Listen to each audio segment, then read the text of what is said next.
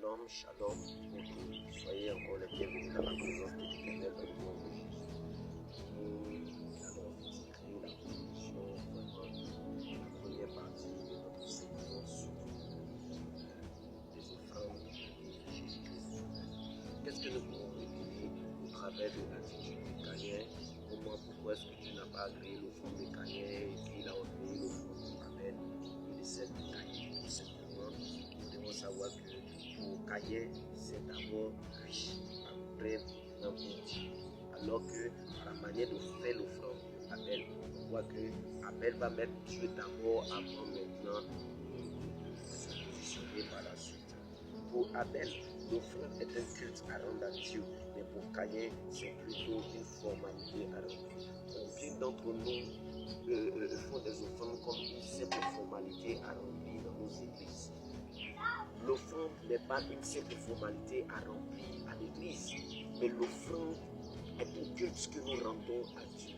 L'offrande est une manière pour nous d'honorer Dieu, de glorifier Dieu, de positionner Dieu, de donner une position à Dieu dans notre vie, d'élever Dieu. Vous comprenez? L'offrande n'est pas une cérémonie à prendre à la légère. L'offrande est une marque d'adoration. Chaque fois que tu fais une offrande et que tu mets dans ton esprit que je porte une offrande à l'Éternel des armées et non à un homme de Dieu, tu dis que tu apportes à l'Éternel des armées et non à un homme de Dieu. Écoutez-moi bien. Est-ce que tu vois Dieu? Tu ne vois pas Dieu. Tu ne vois absolument pas Dieu. Mais quand tu apportes ton offrande, c'est l'homme de Dieu qui reçoit ton offrande de la part de l'Éternel des armées. Donc si tu penses que tu apportes ton offrande à un homme de Dieu, sache que tu ne fais rien du tout. Mais si tu penses que tu apportes ton offrande à l'Éternel des armées, la manière dont tu apporteras ton offrande sera différente de la manière dont tu apportes ton offrande quand il s'agit d'aller donner une offrande à un homme de Dieu. L'homme de Dieu ne reçoit l'offrande que de la part de Dieu entre vos mains. Vous comprenez? Que Dieu vous bénisse au nom puissant de Jésus.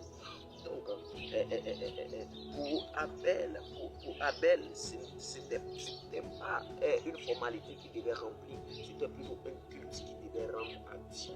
Et rendre un culte à Dieu, c'est de rendre à l'Éternel une adoration. Donc la manière de faire l'offrande déjà montre déjà l'adoration de Abel. Mais quand nous voyons Caïn, c'était juste une formalité à remplir. Il dit bon, qu'est-ce que ça me coûte? Bon, je vais prendre juste quelques fruits là, et puis voilà, on va venir donner à Monsieur Dieu, on va venir donner à l'Éternel des armées, c'est juste une formalité à remplir. Voilà, on vient, on donne à Dieu, et puis voilà, c'est fini, on a fait l'offrande, et puis bon, on peut aller. Mais pour Abel, ce n'était pas ça. Parce que la parole du Seigneur dit qu'il va prendre les premiers-nés de son troupeau. Mais il va faire quoi? Il va prendre le temps. Il va égorger l'animal. Il va dépecer l'animal. Il va séparer la graisse avec la chair. Il va commencer à prendre le temps, faire un travail de chirurgien. Ce qui lui donne du temps. Ce qui lui donne de s'appliquer dans ce qui concerne l'offrande qu'il vient apporter à Dieu. Cela montre un peu le type de valeur que Abel était en train de donner à Dieu. Il était en train de donner à Dieu. Mais quand lui, il va y ramasser ça, il a des fruits là, il vient, il dépose là, il dit bon, je fais une offrande à l'Éternel comme un débarras, comme une formalité à remplir. Cela ne devrait pas être le cas. Ces choses attirent sur nous la malédiction, vous comprenez? Caïn n'a pas reçu la bénédiction de Dieu, il n'a pas reçu la faveur de Dieu à cause de la négligence qu'il a appliquée dans son offrande. Dieu te bénisse. La chose que nous devons comprendre aussi par la suite, c'est qu'une offrande est censée attirer l'attention de Dieu sur la place que nous lui donnons dans notre vie, dans nos affaires. Je répète, une offrande est censée attirer l'attention de Dieu sur la place que nous lui donnons dans notre vie et dans nos affaires. Une offrande que tu apportes à Dieu doit attirer l'attention de Dieu sur la position que tu lui donnes dans ta vie. Ton offrande que tu apportes doit attirer l'attention de Dieu sur la position que tu donnes à Dieu dans ton ministère. L'offrande, la qualité d'offrande que tu apportes doit attirer l'offrande que tu apportes doit attirer l'attention de Dieu sur la position que tu lui donnes dans ton cœur. Ça veut dire quoi? Ça veut dire tout simplement que ton offrande ne dépend pas de la quantité que tu apportes. Certainement, quand Caïn est venu, il a ramassé ça et là, il a ramassé beaucoup de types de fruits, diversité de fruits pour venir donner à Dieu, vous comprenez? Mais cela était de la quantité, mais ce n'était pas de la qualité parce qu'il n'avait pas appliqué à ces choses-là vraiment ce qu'il fallait appliquer pour que cela puisse être honoré par Dieu. Mais Caïn et Abel a pris juste là un petit animal là qu'il a pris, mais qui était de valeur, qui était de valeur pour lui, parce qu'en élevage, les premiers-nés, on ne les vend pas comme ça. Les premiers-nés, on ne les sacrifie pas comme ça. Vous comprenez? Les premiers-nés ont de la valeur. Donc, il donne à Dieu quelque chose qui lui coûte. Quelque chose qui lui coûte. Mais Abel prend juste les trucs ça et là, et puis Dieu vient donner à Dieu. Il prend quelque chose qui lui coûte. Vous comprenez? Abel prend quelque chose qui lui coûte et qui donne à Dieu une position honorable dans sa vie.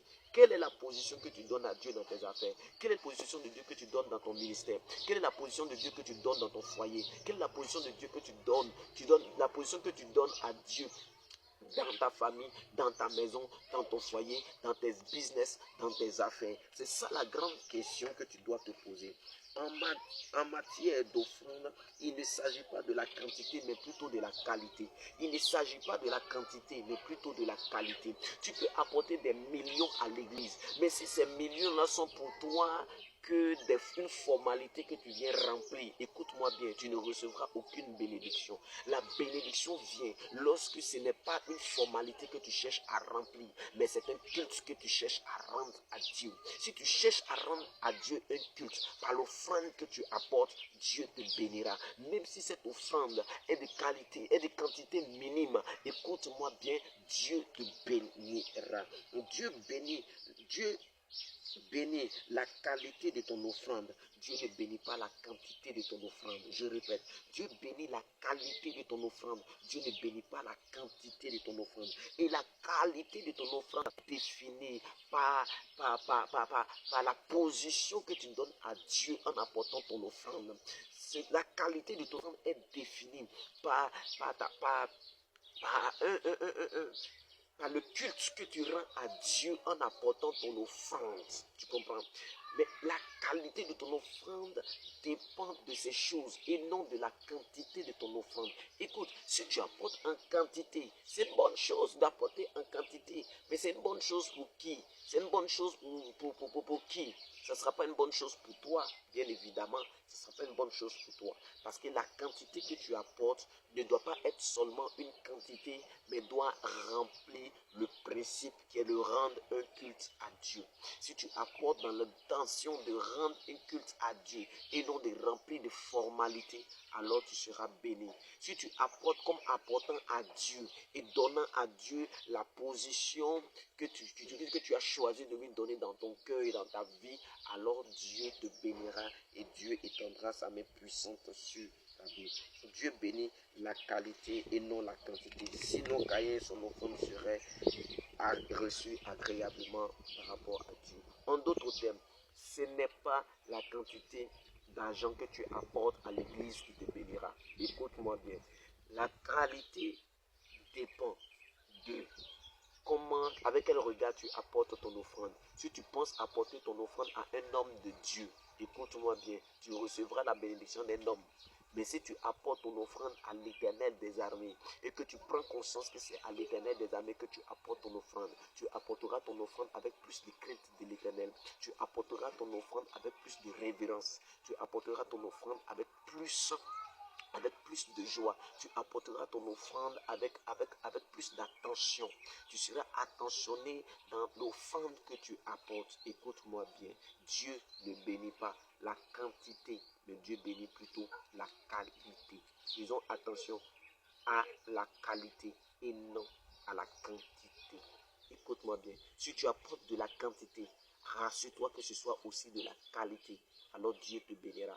Mais si tu apportes de la quantité et que ce n'est pas de la qualité, alors tu ne seras pas béni. Shalom, shalom, et que la grâce de Dieu repose sur vous, au nom de Jésus-Christ de Nazareth. Si tu veux voir plus de vidéos de ce type, abonne-toi